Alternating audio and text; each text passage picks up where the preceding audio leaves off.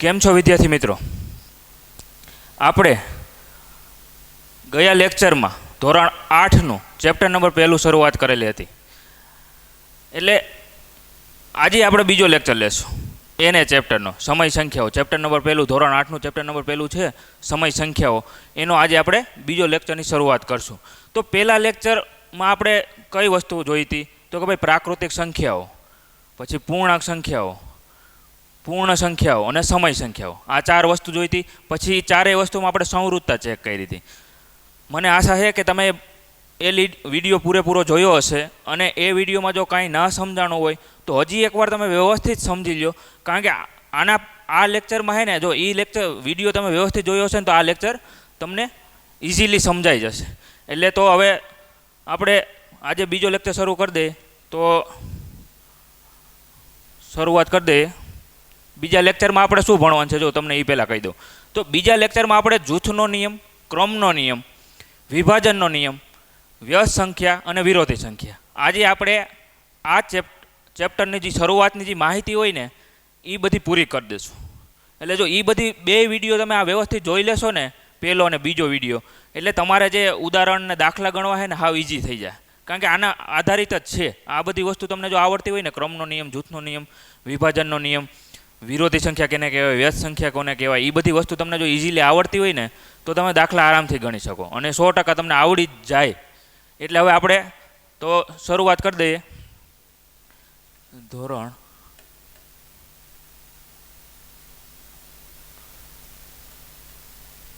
8 chapter number 1 સમય સંખ્યાઓ. સમય સંખ્યાઓ આજે આપણે શું ભણવાનું છે? તો કે ભાઈ પહેલાં ક્રમનો નિયમ ભણવાનો છે. તો ક્રમના નિયમમાં કઈ રીતના હોય એ આપણે બધી સંખ્યામાં કેમ સંવૃત્તતા ચેક કરી હતી કે ભાઈ પૂર્ણાંક સંખ્યા માટે સંવૃત્તતા ચેક કરી હતી, પછી પૂર્ણ સંખ્યા માટે ચેક કરી હતી, સમય સંખ્યા માટે કરી હતી. એમ આપણે આજે ક્રમનો નિયમ એ બધી વસ્તુ માટે કઈ રીતના લગાડી શકાય, પછી જૂથનો નિયમ એ બધી સંખ્યા માટે કઈ રીતના લગાડી શકાય, એ સંવૃત્તતા જેમ ચેક કરી હતી ને એ જ રીતના આપણે ચેક કરવાનું છે. તો પહેલાં જો આપણે આજે ક્રમનો નિયમ ભણીએ. ક્રમનો નિયમ આ વસ્તુમાં કઈ રીતના હોય આપણે તમને પહેલાં હું બેઝિકલી સમજાવી દઉં, પછી તમે તમારી રીતે એ બધી વસ્તુ તમે કરી પણ શકશો. જો ક્રમના નિયમમાં કઈ રીતના હોય કે 2 સંખ્યા હોય. દાખલા તરીકે 2 સંખ્યા છે, એક એ અને બી. હવે જો ક્રમના નિયમ આપણે લઈએ તો એક એક્ઝામ્પલ તરીકે સમજાવું કે આ એ પ્લસ બી કર્યું, પછી બરાબર આ 2 વસ્તુનો ક્રમ બદલાવી નાખવાનો, બી પ્લસ એ કર્યું. જો આ 2 વસ્તુનો જવાબ સરખો આવતો હોય તો આપણે એમ કહી શકીએ કે આ 2 સંખ્યા માટે અથવા તો કે ભાઈ આ સંખ્યા માટે આપણે ક્રમનો નિયમ લાગુ પાડી શકીએ. એટલી વસ્તુ આપણે ખબર પડવી જોઈએ. હવે જો આ બધી વસ્તુ તમને આવડતી હોય ને તો ક્રમનો નિયમ સમજવો હાવ ઇઝી થઈ જાય. આપણે આ સૂત્રનો જ ઉપયોગ કરવાનો છે. બાદ બાકી હોય તો આપણે આમ કરી નાખવાનું, આ બાદ બાકી માટે, આ સરવાળા માટે, આ બાદ બાકી માટે, હવે ગુણાકાર માટે એ ગુણ્યા બી બરાબર બી ગુણ્યા એ. હવે ભાગાકાર માટે એ ભાગ્યા બી બરાબર બી ભાગ્યા એ. જો આ બંને વસ્તુનો જવાબ સરખો આવતો હોય તો આપણે કહી શકીએ કે ભાઈ ગુણાકાર માટે, સરવાળા માટે, બાદબાકી માટે અને ભાગાકાર માટે ક્રમના નિયમનું પાલન થાય છે. હવે એ બધી વસ્તુ આપણે ઓલી સંખ્યા જે છે, પૂર્ણ સંખ્યા, પ્રાકૃતિક સંખ્યા, સમય સંખ્યા, એ બધી વસ્તુ માટે આપણે એપ્લાય કરવાનું છે. તો હવે એ કઈ રીતના કરશું જો હું તમને ખાલી એક વસ્તુ વ્યવસ્થિત સમજાવી દઉં. પૂર્ણાંક સંખ્યા માટે આપણે જોઈએ તો પૂર્ણ સંખ્યામાં આપણે શું આવે તો આપણે ખબર જ છે કે ભાઈ એને ડબલ્યુ વડે દર્શાવવામાં આવે અને 0થી એની શરૂઆત થાય. 0, 1, 2, 3, 4, 5 અને અનંત સંખ્યા સુધી ચાલ્યું જાય. હવે જો સરવાળા માટે આપણે પૂર્ણાંક સંખ્યા માટે સરવાળા ક્રમના નિયમનો ઉપયોગ કરવાનો છે. તો આપણે સરવાળા માટે ક્રમનો નિયમ એ કેના માટે વાપરવાનો છે? સરવાળા માટે. પૂર્ણાંક સંખ્યા છે એમાં ક્રમના નિયમનો ઉપયોગ કરવાનો છે ને એ સરવાળા માટે. તો સરવાળા માટે મેં તમને કીધું હતું કઈ રીતના. તો ભાઈ આપણે 2 સંખ્યા લેવાની છે, એ ને બી. એટલે આપણે 2 સંખ્યા લઈ લઈએ. 2 અને 4 ઓમાં લીધું તો એમ સંવૃત્તા ચેક કરી હતી એમ જ આપણે ક્રમનો નિયમ ચેક કરવાનો છે. તો ક્રમના નિયમનો આપણે સૂત્ર તો આવડે જ છે કે ભાઈ a વત્તા b બરાબર b વત્તા a. આ બે વસ્તુનો જવાબ સરખો આવવો જોઈએ. તો હવે જો ચેક કરીએ આપણે બે સંખ્યા કઈ લીધી 2 અને 4 લીધી તો a બરાબર 2 લઉં પ્લસ b બરાબર 4 લઉં પછી અહીંયા b બરાબર આપણે 4 લીધા અને a બરાબર 2 લીધા તો આ બેનો જવાબ શું આવે 6 બરાબર 6. જો બે બાજુ જવાબ સરખો આવે એટલે આપણે શું કહી શકીએ કે ક્રમનો નિયમ સરવાળા માટે ક્રમનો નિયમ પૂર્ણાંક સંખ્યા માટે લાગુ કરી શકાય. એટલી કન્ડિશન આપણે જેમ સંવૃત્તામાં કેમ લખતા હતા કે ભાઈ સરવાળા માટે પૂર્ણ સંખ્યા માટે સરવાળાની ક્રિયા સંવૃત છે એમ પૂર્ણ સંખ્યા માટે ક્રમનો નિયમ સરવાળાની વસ્તુમાં લગાડી શકાય. એટલે કે સરવાળાની બાબતમાં ક્રમનો નિયમ આપણે પૂર્ણ સંખ્યામાં લગાડી શકીએ. હવે બીજી બાદબાકી.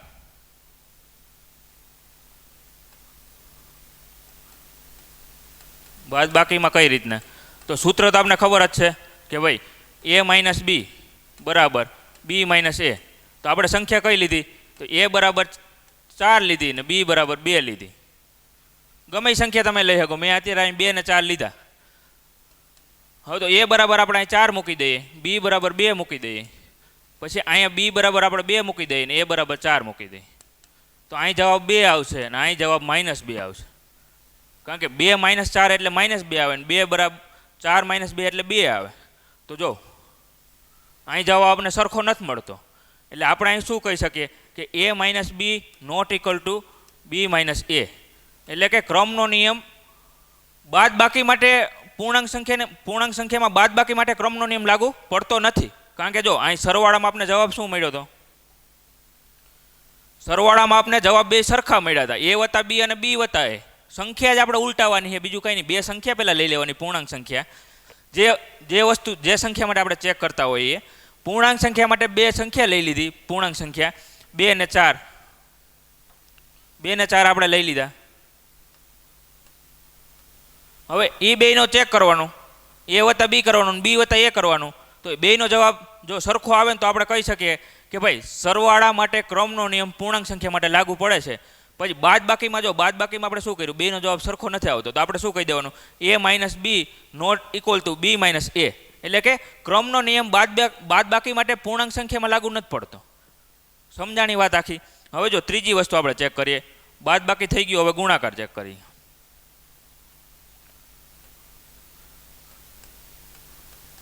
ગુણાકારમાં કઈ રીતના એમાં આપણે નિયમ તો સરખો જ લગાડવાનો છે ભાઈ a ગુણ્યા b બરાબર b ગુણ્યા a. નિયમ તો આપણો ક્રમના નિયમનું સૂત્ર આ છે કે ભાઈ જે બે સંખ્યા લીધી હોય ને એ બે સંખ્યાને અદલા બદલી કરી નાખીએ તો એનો જવાબ બેનો સરખો આવવો જોઈએ. જો પહેલાં મેં a ગુણ્યા b કર્યું પછી બરાબર કરીને b ગુણ્યા a કરી નાખ્યું એટલે આપણે a બરાબર શું લીધું હતું તો કે ભાઈ 4 લીધા હતા અને b બરાબર આપણે 2 લીધા હતા. આ તમે ગમે લઈ શકો. મેં ખાલી 2 ને 4 લીધા તો અહીં તમને જવાબ શું મળે તો a બરાબર 4 ગુણ્યા b બરાબર 2 અને b બરાબર 2 ગુણ્યા a બરાબર 4. તો અહીં જવાબ શું મળે તો કે 8 ના અહીં 8.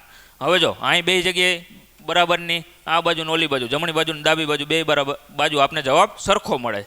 તો સરખો જવાબ મળે તો આપણે કહી શકીએ ભાઈ કે ગુણાકારની ક્રિયા માટે પૂર્ણ સંખ્યામાં ગુણાકારની ક્રિયા માટે ક્રમનો નિયમ લાગુ પાડી શકાય છે.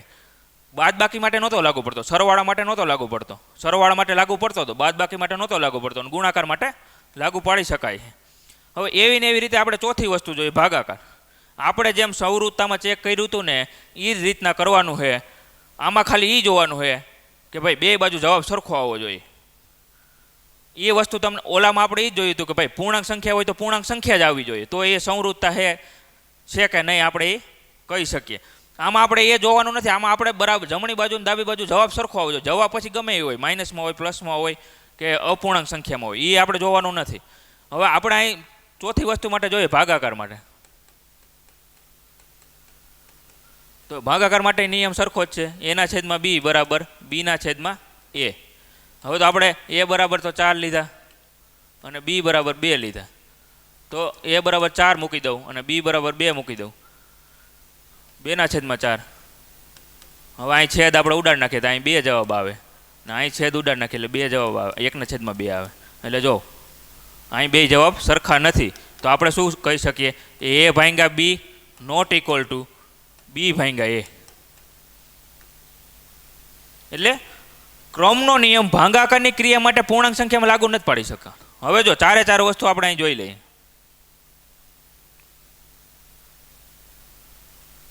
ક્રમના નિયમનું પહેલા સૂત્ર શું છે? મેન વસ્તુ આ છે, એ બધી વસ્તુ સંખ્યામાં લાગુ પડશે. મેન સૂત્ર આપણું આ છે, એ વત્તા બી બરાબર બી માઇનસ એ. એ આ સરવાળા માટે. પછી બાદ બાકી હોય તો અહીં બાદ બાકી, એમ ગુણાકાર હોય તો ગુણાકાર. ટૂંકમાં ચાર સૂત્ર તમારે યાદ રાખવાના છે. એ વત્તા બી, બી વત્તા એ માઇનસ બી, બી માઇનસ એ. પછી ગુણાકાર હોય તો એ ગુણ્યા બી, બી ગુણ્યા એ ભાગ્યા બી બરાબર બી ભાગ્યા એ. આ ચાર વસ્તુ તમને આવડવી જોઈએ. અને સંખ્યા કઈ એ જોવાનું.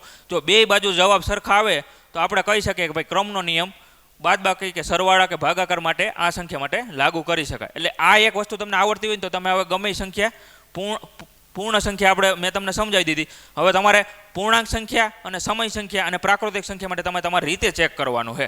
અને 100% આવડી જાય. કાંઈ આમાં એટલું બધું અઘરું નથી. ચાર વસ્તુ લઈ લેવાની, સરવાળો બાદબાકી ગુણાકાર અને ભાગાકાર.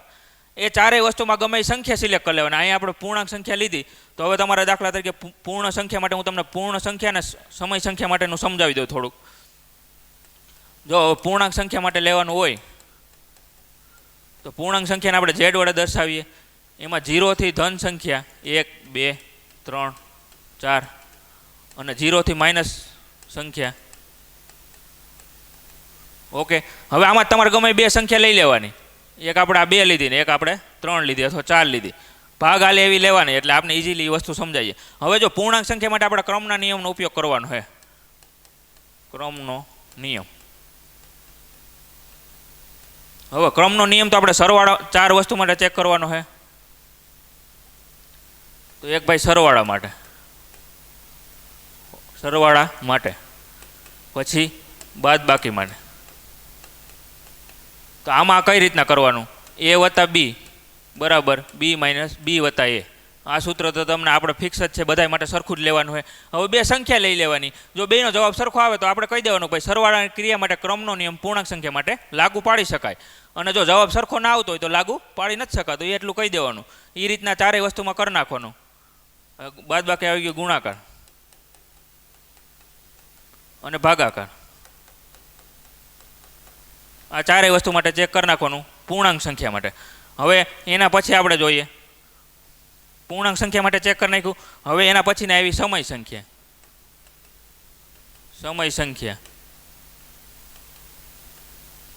તો સમય સંખ્યાનો ગ્રાફ આપણે ખબર જ છે કે ભાઈ 0 થી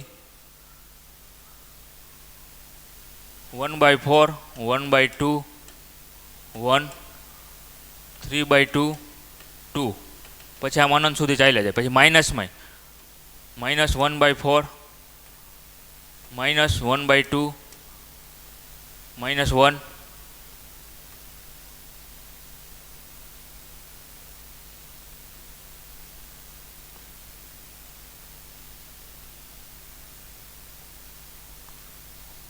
અહીંયા -1/4 આવશે, અહીં -1/2 આવશે, અહીં -1 આવશે, -3/2 આવશે. જેટલી 0 થી પ્લસ બાજુ જેટલી આવે ને એટલી જ બાજુ 0 થી માઇનસ બાજુ આવે.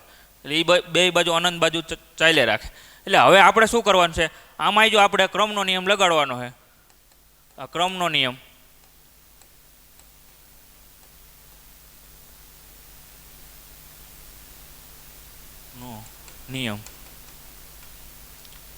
સરવાળા માટે સૂત્ર તો એક જ છે, એ વત્તા બી બરાબર બી વત્તા એ. એ રીતના બાદબાકી માટે ગુણાકાર માટે અને ભાગાકાર માટે ચારેય વસ્તુ માટે ચેક કરવાનું છે. એ વસ્તુ ચારે ચેક થઈ જાય એટલે આપણે એક કોષ્ટક બની જાય કે ભાઈ પૂર્ણાંક સંખ્યા માટે તો કે ભાઈ સરવાળામાં આપણે ક્રમનો નિયમ લાગુ પાડી શકાય, બાદબાકી માટે ના લાગુ પાડી શકાય, ગુણાકાર માટે લાગુ પાડી શકાય, ભાગાકાર માટે ના લાગુ પાડી શકાય. એ રીતના પૂર્ણાંક સંખ્યામાં આવશે અને એ રીતના સમય સંખ્યામાં આવશે. હવે જો આપણે હવે આગળનો નિયમ કયો ભણવાનો છે? તો કે ભાઈ જૂથનો નિયમ ભણવાનો છે. તો જૂથનો નિયમ એ જ છે, એમાં સૂત્ર એક જ આવે. બધી વસ્તુ તો સેમ જ કરવાની છે. ચારેય સરવાળા ગુણાકાર ભાગાકાર બાદબાકી માટે ચેક કરવાનું છે. તો જૂથના નિયમનું સૂત્ર કઈ રીતનું છે?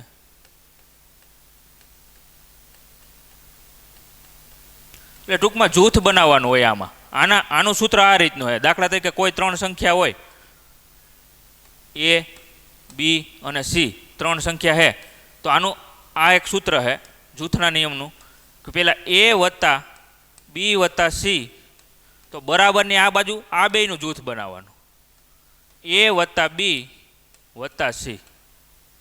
જો પહેલાં એ કાઉન્સ, પહેલાં એ વત્તા પછી કાઉન્સમાં બી વત્તા સી કર્યો, પછી બરાબર કરીને કાઉન્સમાં એ વત્તા બી કર્યો ને પછી કાઉન્સની બહાર વત્તા સી કર્યો. એટલે ટૂંકમાં જૂથ બનાવ્યું. પહેલાં આ બે વસ્તુનું જૂથ બનાવ્યું, પછી આ બે વસ્તુનું જૂથ બનાવ્યું બરાબરની આ બાજુ. ટૂંકમાં આપણે સૂત્ર એક જ રાખવાનું. હવે બાદ બાકી માટે આપણે ઉપયોગ કરી એ માઇનસ બી, એ માઇનસ કાઉન્સમાં બી માઇનસ સી, તો અહીંયા એ માઇનસ બી માઇનસ સી થઈ જાય. ચારે ચાર સૂત્ર આપણે અહીં લખી નાખીએ, પછી બધી સંખ્યા માટે લગાડવાનો છે. આપણે જેમ ક્રમનો નિયમ ભણીએ ને એમ જ જૂથનો નિયમ ભણવાનો. જૂથના નિયમ, ક્રમમાં નિયમમાં સૂત્ર અલગ હતું ને જૂથના નિયમમાં સૂત્ર અલગ છે, એટલે તમારે ખાલી સૂત્ર જ યાદ રાખવાનું છે, બાકી મેથડ તો આપણી સરખી જ છે. હવે એ ગુણ્યા બી, બી ગુણ્યા સી, હવે એ ગુણ્યા બી ગુણ્યા સી. હવે ભાગાકાર માટે એ ભાગ્યા બી ભાગ્યા સી બરાબર એ ભાગ્યા બી ભાગ્યા સી. આ ચારે ચાર સૂત્ર જૂથના નિયમના છે. આ સરવાળા માટે છે, આ બાદબાકી માટે છે, આ ગુણાકાર માટે છે ને આ ભાગાકાર માટે. જેમ ક્રમના નિયમમાં જેમ ચાર સૂત્ર હતા ને એમ સરવાળા બાદબાકી ગુણાકાર અને ભાગાકાર માટે ચાર સૂત્ર જ છે. આ ચારે ચાર સૂત્ર તમે નોટ કરી લેજો અને ક્રમના નિયમને ચારે ચાર સૂત્ર નોટ કરી લેજો. પછી અલગ અલગ સંખ્યા માટે એને લાગુ પાડવાના, પછી ચેક કરવાનું કે ભાઈ જવાબ સરખો આવે તો કહેવાનું કે ભાઈ સરવાળાની ક્રિયા માટે લાગુ પડે છે, ગુણાકારની ક્રિયા માટે લાગુ નથી પડતા. એ રીતના ચેક કરી લેવાનું. એટલે તમે આ એક મેં તમને સંખ્યા સમજાવી એ રીતના તમે આ ક્રમનો ને જૂથનો નિયમ ચેક કરી લેજો અને 100% તમને આવડી જ જશે. એ આવડે પછી હવે આપણે આગળ ભણવાનું છે વિરોધી સંખ્યા કોને કહેવાય ને વ્યસ્ત સંખ્યા કોને કહેવાય. જો આ વિરોધી સંખ્યા ભણવાની છે આપણે. હવે જો જે બે વસ્તુનો સરવાળો શૂન્ય થતો હોય ને એ બે વસ્તુને વિરોધી સંખ્યા કહેવાય. દાખલા તરીકે હું બે સંખ્યા લઉં, એક એ લઉં. પહેલાં તો વિરોધી સંખ્યા કેને કહેવાય? જો દાખલા તરીકે તમારી પાસે 2 હોય ને તો એની વિરોધી -2 થાય, 1 હોય તો એની વિરોધી -1 થાય. ટૂંકમાં આ બેનો સરવાળો 0 થવો જોઈએ. હવે જો આ બેનો સરવાળો કરો તો 2 વત્તા -2 છે આપણી પાસે, તો એ બેનો સરવાળો શું થાય? 2 -2 એટલે 0 આવી ગયો જવાબ.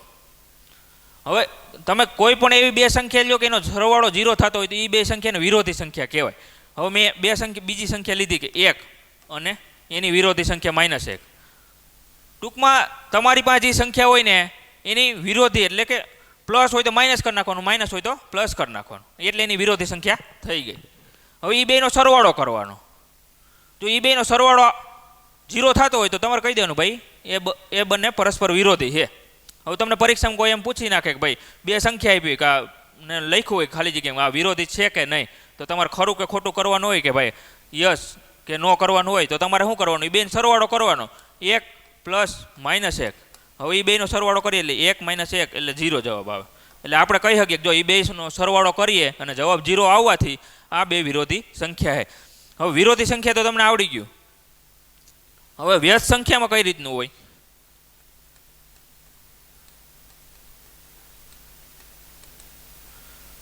વિરોધી સંખ્યામાં સરવાળો 0 થતો હતો. હવે વ્યસ્ત સંખ્યામાં કોઈ પણ બે સંખ્યા લઈને એનો ગુણાકાર છે ને 1 થવો જોઈએ. આ શરત યાદ રાખવાની કે વિરોધી સંખ્યામાં સરવાળો 0 થવો જોઈએ અને વ્યસ્ત સંખ્યામાં ગુણાકાર 0 થવો જોઈએ. એટલે આપણે અહીં દાખલા તરીકે બે સંખ્યા લઈએ, એક સંખ્યા લઈએ આપણે 3, તો 3નું વ્યસ્ત શું થાય? 1/3. એટલે કે જે સંખ્યા હોય ને એને 1/છેદમાં લઈ જવાની. અહીં 3 છે તો મેં એને 1/3 એની વિરોધી સંખ્યા થઈ ગઈ. અહીં 2 હોય તો એને 1/2 એની વિરોધી સંખ્યા થઈ ગઈ. 1/2 હોય તો એની વિરોધી સંખ્યા 2 થઈ ગઈ. ટૂંકમાં ભાગાકારમાં હોય તો એની સામે વિરોધી ગુણાકારમાં થઈ જાય, ગુણાકારમાં હોય તો ભાગાકારમાં થઈ જાય. એ બે વસ્તુ જ યાદ રાખવાની. હવે આ બે વસ્તુનો ગુણાકાર કરું હું. હવે જો 2ની વ્યસ્ત સંખ્યા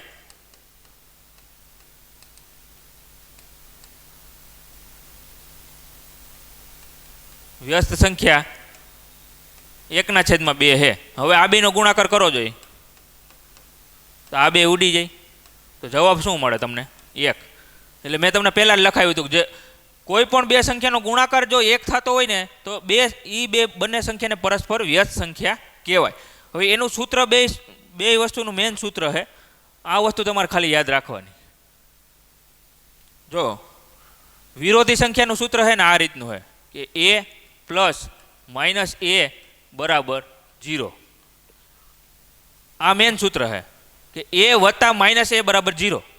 એટલે કે કોઈ સંખ્યા લઈએ એનું વિરોધી એ બેનો સરવાળો જો 0 આવે ને તો એ બે સંખ્યા પરસ્પર વિરોધી સંખ્યા છે એવું આપણે કહી શકીએ.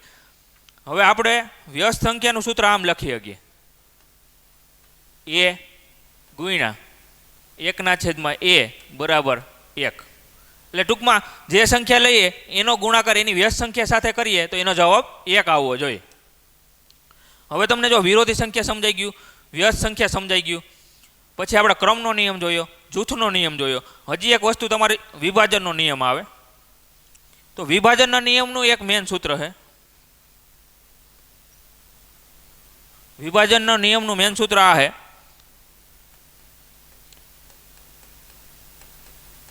વિભાજનનો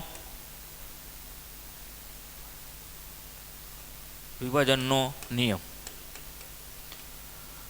હવે જો વિભાજનનો નિયમ છે ને આ રીતના હોય a પછી a b a કૌંસમાં b વત્તા c. તો આનું વિભાજન કઈ રીતના કરી શકું? તો કે ભાઈ a b વત્તા b a c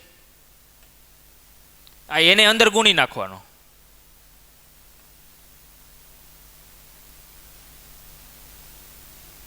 જો પેલા a છે પછી કાઉન્સની અંદર b વત્તા c છે તો આ એને અંદર ગુણી નાખવાનો.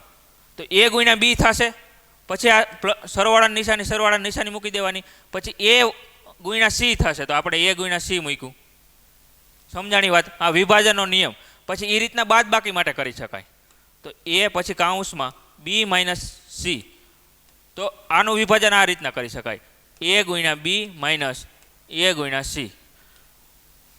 આ બે નિયમ તમારે યાદ રાખવાના છે વિભાજનમાં. એક વિભાજનનો નિયમ સરવાળા માટે આવે ને એક બાદબાકી માટે આવે. એટલે ટૂંકમાં આને કઈ રીતના કરી શકાય કે ભાઈ વિભાજનનો નિયમ લગાડવાનો છે. ગુણાકારનું વિભાજન સરવાળા અને બાદબાકી માટે કઈ રીતના કરી શકાય? વિભાજનનો આ નિયમ છે કે ભાઈ ગુણાકારનું સરવાળા અને બાદબાકી ઉપર કઈ રીતના વિભાજન કરી શકાય. તો આ જો એ અહીં ગુણાકારમાં છે તો આપણે અહીંયા પહેલાં સરવાળા માટે વિભાજન કર્યું, અહીં બાદબાકી માટે વિભાજન કર્યું. એટલે કે ગુણાકારનું સરવાળા અને બાદબાકી ઉપર કઈ રીતના વિભાજન કરી શકાય. હવે આ એક નિયમ હતો. આ વસ્તુ તમારે ખાલી યાદ રાખવાની છે. હવે જો આપણે આ ચેપ્ટરમાં જે માહિતી હતી ને એ બધી આપણે પૂરી કરી નાખી. એટલે ટૂંકમાં પહેલી વખત આપણે સંવૃત્તા ભણી હતી. પહેલાં આપણે સંખ્યાથી શરૂઆત કરી હતી, પ્રાકૃતિક સંખ્યાથી શરૂઆત કરી હતી. પ્રાકૃતિક સંખ્યા, પૂર્ણ સંખ્યા, પૂર્ણાંક સંખ્યા અને સમય સંખ્યા, આ 4 વસ્તુ આપણે ભણી હતી. પછી એ ચારેય વસ્તુ માટે આપણે સંવૃત્તા ચેક કરી. એ સંવૃત્તા ચેક કરી એ પહેલાં લેક્ચરમાં આપણે પૂરું કર્યું. બીજા લેક્ચરમાં આપણે ક્રમનો નિયમ ભણ્યા, જૂથનો નિયમ ભણ્યા, પછી વિભાજનનો નિયમ ભણ્યા, વિરોધી સંખ્યા ભણ્યા અને વ્યસ્ત સંખ્યા ભણ્યા. આ બધી વસ્તુ જો તમને વ્યવસ્થિત 2 લેક્ચર જો તમે વ્યવસ્થિત જોઈ લેશો ને તો 100% હું તમને કહું કે તમે ઉદાહરણ એકવાર વ્યવસ્થિત ગણી લેવો એટલે સ્વાધ્યાય તમારે ગણવું જ નહીં પડે. કારણ કે આ બધી વસ્તુ ઉપર જ આધારિત છે. ક્રમનો નિયમ કઈ રીતના લગાડવાનો, વિભાજનનો નિયમ કઈ રીતના લગાડવાનો. હવે જો હું તમને એક સાદી રીતે સમજાવું કે આ ક્રમના નિયમનો ઉપયોગ કઈ રીતના કરવાનો હોય. હવે એક આપણે ઉદાહરણ લઈએ એટલે તમને સમજાઈ જાય કે આ બધી વસ્તુનો ઉપયોગ કઈ રીતના કરવાનો છે. જો આપણે 3 સંખ્યા લીધી, પહેલાં તો એક 2 લઈએ, એક 4 લઈએ અને 6 લઈએ. હવે જો આ વસ્તુ ઉપર ક્રમના નિયમનો સરવાળા માટે આપણે ઉપયોગ કરીએ તો સરવાળા માટે સૂત્ર શું છે? તો કે a ગુણ્યા b વત્તા c બરાબર એનું પછી વિભાજન કરી નાખવાનું. તો આપણે અહીંયા સંખ્યા આનું સૂત્ર આ છે a ગુણ્યા b વત્તા a ગુણ્યા c. હવે આ સંખ્યાનો ઉપયોગ કરીએ અને આપણે એનો જવાબ ગોતવાનો છે. તો જો આપણે પહેલાં અહીં સંખ્યા મૂકી દઈએ, a બરાબર b છે ગુણ્યા b બરાબર 4 છે અને વત્તા c બરાબર 6 છે. તો હવે જો અહીંયા શું થઈ જાય?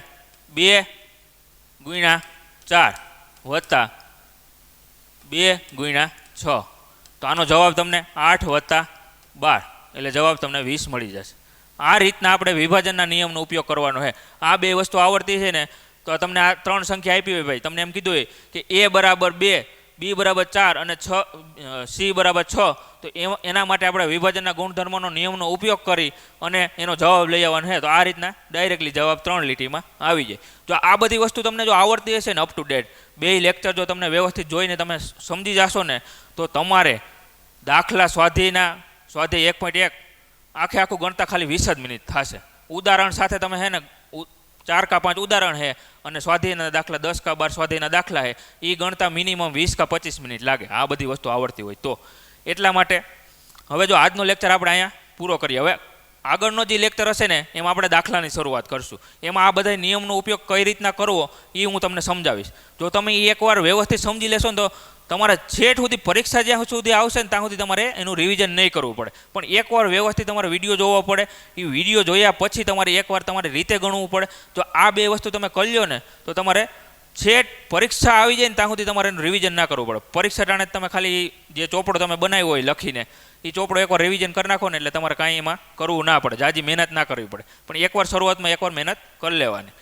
એટલે આજે આપણે આજનો લેક્ચર અહીંયા પૂર્ણ કરીએ. હવે નેક્સ્ટ લેક્ચરમાં આપણે દાખલાની શરૂઆત કરશું.